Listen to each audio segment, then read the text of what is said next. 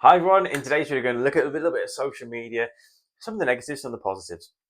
So first of all, positive, it can be a huge inspiring place to see other people's achievements, whether it be seeing the training people do for their marathons and seeing the kind of debriefs and kind of the build up and stuff. Um, Strava can be a fantastic thing, getting the kudos and social media posting about your race time, performances, and getting lots and lots of support. Fantastic. Personally, I cringe a little bit from it because it's lovely, but people are so complimentary that I'm being very British here. I've got to go, oh, no, can't accept a compliment. Quite difficult. But that's why I just like everything. I don't really generally say too much because I don't know, I just feel really uncomfortable with it. But I appreciate the support as well.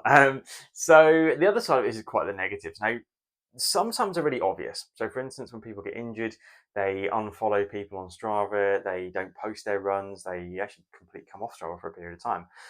Not a bad idea. I think it's a really good thing to do. But it highlights that it's not always a good thing to be on Strava and be on these social media types because it can be quite negative if you're in a negative mindset, or even if you're quite a positive person who struggles with certain elements, or doesn't always see things in a kind of the context of actually just appreciating themselves, which a lot of it is probably quite true at some point.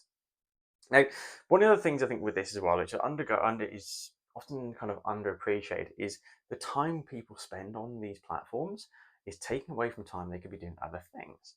So whether it be kind of properly resting and recovering, taking time away from running, and building up other hobbies and interests that, if they get injured, mean that they have something else to put their attention into and don't then get really distraught from running. I've seen people get injured and their whole identity is running, and they, in the nicest possible way, they're not at high, what I would class as like a high enough level to worry about that. I'm not either. It doesn't mean I haven't been in a weird place without being injured, and I hold my hands up to that. Professional athletes getting injured, 100% you can understand them kind of getting despairing. But us as amateurs, if we get injured, we should have ideally something else we can invest our time, energy, and effort into, whether it be family, research, and kind of how we progress back into running. So although it's not stressing about it, it's productive, useful time. And so when people then obsess over what other people are doing on Strava and they can't be happy with other people, that shows a real negative side of social media.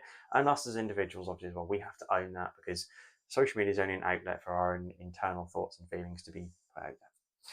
The other thing as well, though, if people are following these videos on YouTube, on TikTok, and reading what everyone's doing on Strava, I don't get it for starters. I don't see what's so interesting about everyday people like us, in all honesty. I don't really look at any of that stuff. I look at my clients because I need to assess what they're doing. And obviously, when I see my friends run a race, and I'm happy for them, but I'm not going, oh, well, their splits are really consistent. Oh, they ran this pace. Oh, they bonked at that mile. That happened. Where some people will analyze that stuff. Now, fine if that's what they want to do. But if you ask about their own training, a lot of the time they will not know. I've had endless conversations with people in the past where they've said, "Oh, I saw this person doing this and this and this and this, and they've achieved it." And I go, "Geez, I don't know that much about my own training. I know somebody else's." And then you ask them about theirs, and they have no idea. You say, well, "Where are you at? What are you expecting for this race?" "Oh, I don't really know." If you know what they're doing so much, why have you not spent that time on your own running, analysing your own stuff, think about it, prepping more diligently? I think often, basically, what I'm saying is the reinvestment of time or redistribution of time away from following YouTubers, TikTokers, and their, frankly, sometimes quite boring kind of everyday lives, which most of us have. I don't get that. I don't get why you put that time into it rather than just into actually analyzing your training or putting in more training if that's what you want. Most people I talk to want to train better. They want to run faster, more efficiently, not get injured, but their actions don't align with it. You talk to them and they say, "Oh, I haven't really got any time." But they'll say, "Oh, did you see this person's video the other day?" No. You go and check out 40 minutes long. The 40 minutes you've done with that, maybe they are doing something with that time as well. They might be rolling and stretching at the same time. I would guess not. A lot of them are doing that. I imagine most of them are just sitting there watching it, eating food or whatever. I don't think a lot of people are using their time very well, and I think this is where social media can come in. It can be a huge drain, aside from generally, but running social media, following people on Strava, seeing what every single thing they're doing is, watching all these YouTube videos, following people on TikTok, it's kind of harmful sometimes, I think, in a lot of ways, and that's beyond going into the bad advice and the generic advice that sometimes people put out there of, "I wear this shoe, you should too." No, I take this product, I use this job. Why? Okay, cool, but that doesn't mean it relates to you as an individual. And I think again that gets lost in translation, or that it's deliberately not put into the content to try and sell more of that product, which inevitably they're sponsored by. So, and again, nothing wrong with being sponsored. I work with a company, I work with Talk, obviously, and I put content out about them, I tag them in my content, but I generally use them, and again, as a product, it's an individual thing. So I won't always say this is the thing. I say I use it, but I'm not going, oh, you should too. I think that's for me the clear kind of thing.